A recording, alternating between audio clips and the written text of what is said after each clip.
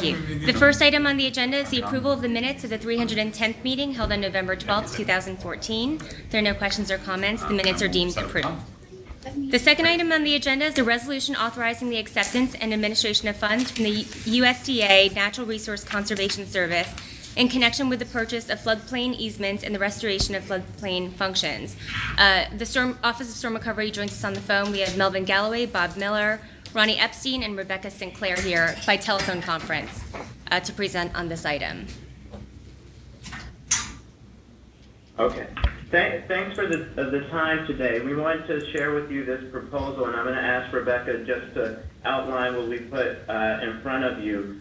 But in short, an opportunity has come about with the USDA that aligns with the storm recovery programmatic objectives, and we believe carries minimal administrative costs for us to perform. And it also fits within the time frame of the CDBG disaster recovery grant. So, Rebecca, do you want to outline what we have put in front of the commissioner and the chairwoman? Sure. So what we presented here is an opportunity to purchase 46 properties in Staten Island that are directly adjacent to the existing New York City Blue Belt, and in one case directly adjacent to Parkland. And so what this is really the exact same program that we run for buyout and acquisition, but using USDA funds and reaching owners who wouldn't be able to come in through the traditional program. So these are repetitive loss properties, much less than sort of storm damaged properties, but they are just less in floodplain, and there's very much interest to remove these homeowners who have suffered severe loss because of repetitive flooding. So the program will mimic our existing program, and we provided funds to USDA of $96 million for this effort. That's inclusive of all costs for site restoration, administration, and acquisition. Rebecca, are they taking title to the properties? I'm sorry, what's that? Are they taking title to the properties? Yes.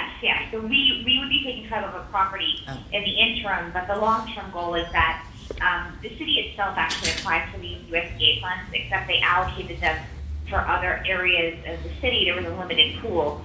So we're essentially performing this work, one, most importantly, to a homeowner who's had a loss, but to also then transfer the properties back out to the city because they are, as I said, directly adjacent or within the Blue Belt area where they are doing acquisition.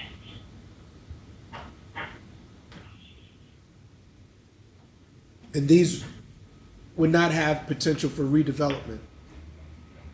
These would not, and so the purpose of the conservation easement is to ensure, like in the buyout areas where there is a floodplain issue and there has been repetitive loss, to ensure that there's no future development. And so, again, it would just be consistent with our buyout activity for environmental purposes, and it would be assisting the city in these particular neighborhoods. Will there be insurance while we have title? Yes, just like with our existing program, there would be the appropriate insurances provided. Good. No further questions? Great. Sounds good. Is there a motion to adopt this resolution? So moved. Second. Thank you. The motion is carried. Thanks, folks. Thank you. Thank you. Thanks, guys. Is Happy there holidays. anything else on storm recovery that we can answer for you? I think we're up to date, Melvin. Thank you. Okay. Thanks, guys. Happy Great. holidays. See you soon. All right. Thank you. Bye. The next item on the agenda is a resolution authorizing an award for economic development under the CDBG, for economic development under the CDBG program to Greene County. Mr. Leo joins us to present on this item. Good morning, Chairman Town, Board Members Zucker. I'm pleased to present today an award for Greene County to assist Ferguson Enterprises. Greene County has requested $266,000 in New York State CDBG Economic Development Funds to assist in the expansion of Ferguson Enterprises. Founded in 1953, Ferguson is a plumbing and heating supply company based out of Newport News, Virginia. The company is the largest wholesale distributor of residential and commercial plumbing supplies, pipes, valves, and fittings in the nation. The proposed project will allow Ferguson to open a new 460,000 square foot warehouse distribution center in the town of Coxsackie. The new facility will be used to service New York and New England, which are growing markets for the company. The building is potentially expandable to 760,000 square feet based on the growth of the market and any resultant need for distribution of those parts to Ferguson showrooms and sales locations in the region. Ferguson anticipates that their initial operations in Coxsackie as a result of this project will begin in August 2015. The proposed $641,000 project will create 25 full-time jobs over 2 years, with 80% of those jobs benefiting low to moderate income New Yorkers. CDBG funds will be used towards the purchase of machinery and equipment. The CDBG cost per job is $10,640. All costs are reasonable and within program guidelines and statutes. I think this is a nice win for the state of New York. There was heavy competition with 6 other bordering states to land this facility. While I reported on the job creation for a 2-year contract, it's ultimately expected that the company will hire 95 employees in total over the next 4 years. So I present this to you proudly, and I'll be happy to take any questions should you have any. Are there any questions on this project? Is this part of Startup New York, Chris? No, this isn't. Okay. No, Have we had just- any come our way?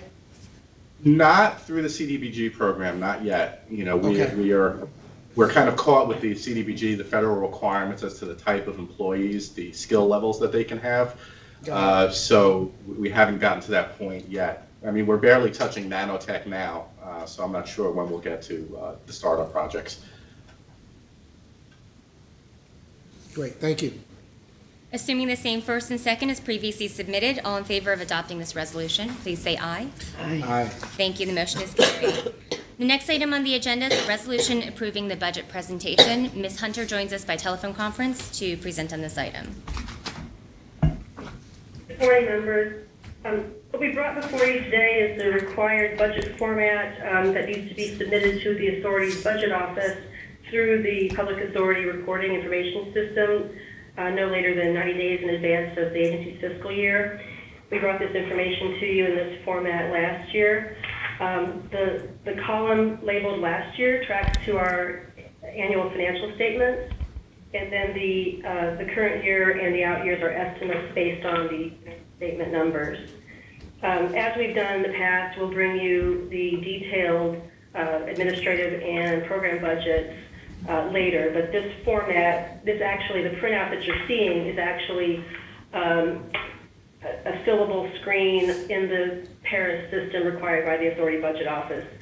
So the categories are not, there's no opportunity for any descriptions or any other distinct categories unique to our agency. Did you have any questions about the presentation? Yeah, Karen, how come there's a $5.7 million increase in salaries and wages? Again, because this tracks to our financial statements, we're capturing the Governor's Office of Storm Recovery numbers in these figures. And as that increase was due to the Governor's Office of Storm Recovery, and the estimates also reflect where we are with that program that is part of the Trust Fund Corporation. I see. Is there to break that out for us to review so we can look at something that's more accurate, sort of a year-to-year comparison? Well, again, this is the first column tracks to our financial statement, so you would be able to go back to those to look at that first column information. The rest of it is an estimate off of those numbers. And again, we'll be bringing you detailed information closer to the start of the fiscal year. What we'll be bringing to you in detail, though, we will be excluding the Governor's Office of Storm Recovery information from that, I believe, in asking them to present to you separately on their information. All right.